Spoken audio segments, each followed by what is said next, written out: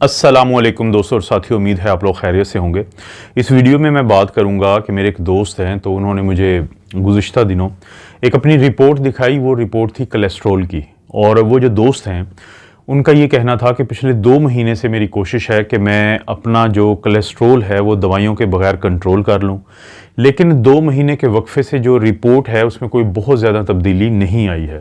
तो मुझसे वो ये जानना चाहते थे कि क्या ऐसा कुछ मैं कर सकता हूँ कि मैं दवाइयाँ भी ना खाऊं जो स्टैटिन्स होती हैं, और मेरा जो कोलेस्ट्रॉल का लेवल है या ये जो टेस्ट है ये नॉर्मल की तरफ चला जाए। देखें, अगर आपका कोलेस्ट्रॉल बहुत ज़्यादा ख़राब है, आपकी जो हिस्ट्री जो है उसमें आपके दिल के अटैक या खुदा न खास्ता जो फालिज के अटैक होते हैं, तो इस तरह के हालात ख़राबी की तरफ हैं, तो फिर ज़रूरी है कि आपका डॉक्टर आपको मशवरा देगा कि कुछ दवाइयाँ जिनको हम स्टैटिन कहते हैं या बाकी भी कोलेस्ट्रॉल की दवाइयाँ, कि वो आप इस्तेमाल करें।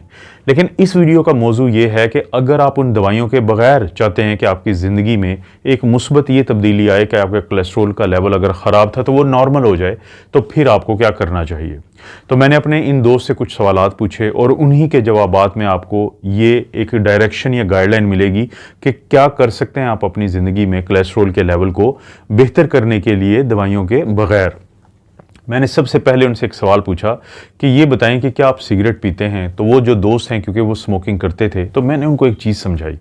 मैंने कहा, देखें, आपके दोस्त होते हैं मुख्तलिफ़ किस्म के, लेकिन जो सिगरेट है वो आपका बदतरीन दोस्त है। क्योंकि अगर आप स्मोकिंग करते हैं तो सिगरेट की वजह से 2 तब्दीलियां आती हैं आपके कोलेस्ट्रॉल के अंदर, और ज़रूर आती हैं कि आपका जो अच्छा कोलेस्ट्रॉल होता है, जिसको हम HDL या हाई डेंसिटी लिपोप्रोटीन कहते हैं, जो आपको दिल के अटैक और आपको जो फालिज के अटैक होते हैं उनसे बचाता है, तो उसका लेवल आहिस्ता आहिस्ता सिगरेट पीने की वजह से कम होता है।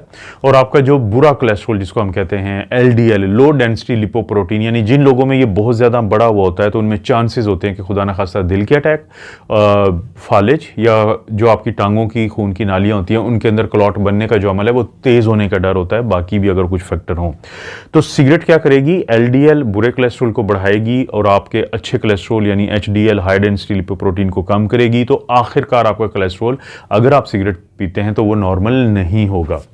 दूसरा, मैंने उनसे सवाल पूछा कि आप शराब पीते हैं। खुशकिस्मती से वो ये नहीं करते, वो शराब नहीं पीते। दोस्तों, आपको पता है कि ये उम्मुल खबाइस है, मदर ऑफ ऑल इल्स है, लेकिन इसके बावजूद पाकिस्तान में बहुत सारे लोग हैं कि जो शराब नोशी करते हैं, जो नहीं करनी चाहिए।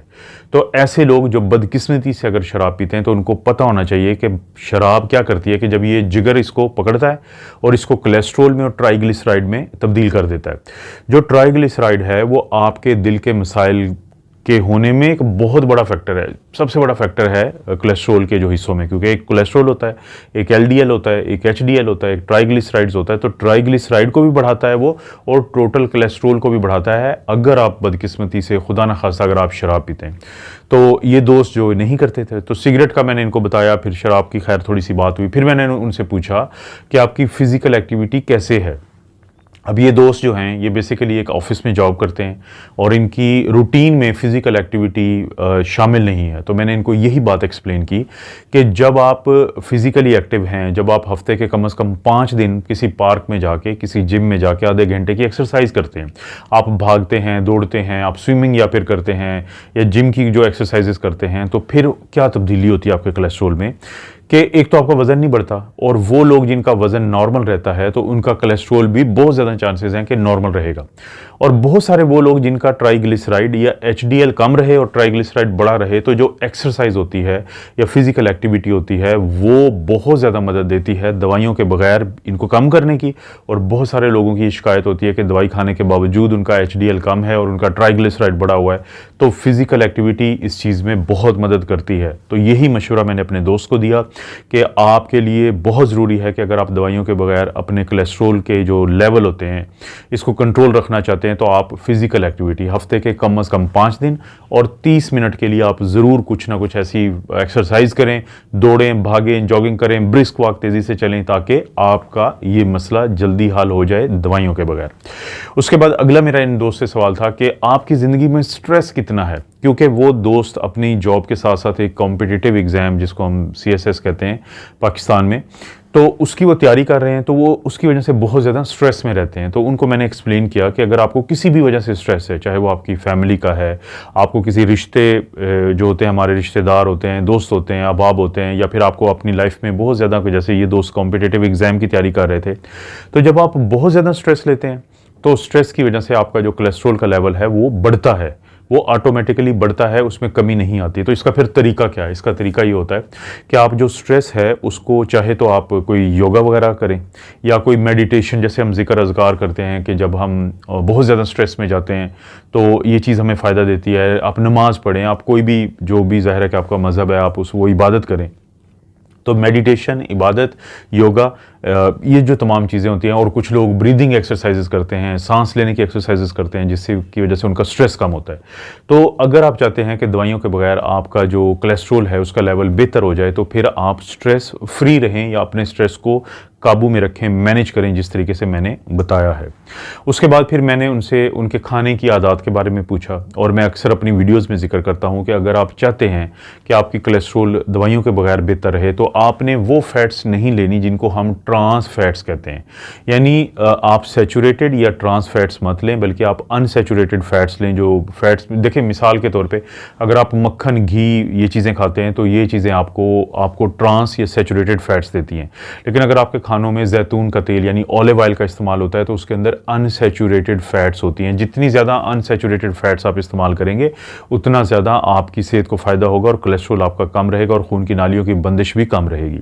इसी तरह से देखिए, अगर आप फ़िश खाते हैं तो उसके अंदर ओमेगा 3 फैटी एसिड्स है। लेकिन अगर आप रेड मीट ज़्यादा खाते हैं, देखिए हफ्ते में 2 दफ़ा फ़िश खाएं और 1 दफ़ा आप जो बड़ा गोश्त होता है, जो मटन है, बीफ है, वो आप खाएं। लेकिन अगर आप फ़र्ज़ करें हफ्ते में 3 दिन मटन, बीफ खाते हैं और कभी कभी फ़िश खाते हैं, तो आप वो फैट्स ले रहे होते हैं जो आपकी सेहत के लिए बेहतर नहीं होती। इसी तरह से फिर मज़ीद मैंने उनको एक्सप्लेन किया कि आपकी जो रोज़ाना की खुराक है उसमें आप कोशिश करें उसमें फल और सब्जियों का इस्तेमाल ज़्यादा हो, क्योंकि इनके अंदर फाइबर भी होता है, इनके अंदर अच्छी वाली फैट्स भी होती हैं, इनके अंदर तमाम वो चीज़ें होती हैं जो आपके कोलेस्ट्रॉल के लेवल को मैनेज करेंगी। और आप कोशिश करें कि आप जो मिठास वाली चीज़ें होती हैं, बहुत ज़्यादा हम कभी बोतलें पीते हैं, कभी हम मिठाई खाते हैं, कभी हम इस तरह की चीज़ें ज़्यादा शुगरी फूड्स खाते हैं, तो वो कम से कम लें। लेकिन जो फल का है और सब्ज़ी का शुगर होती है, कार्बोहाइड्रेट्स होता है, क्योंकि वो फाइबर के साथ होता है तो आपके कोलेस्ट्रॉल को बहुत मदद देता है वो नॉर्मल की तरफ रहने में।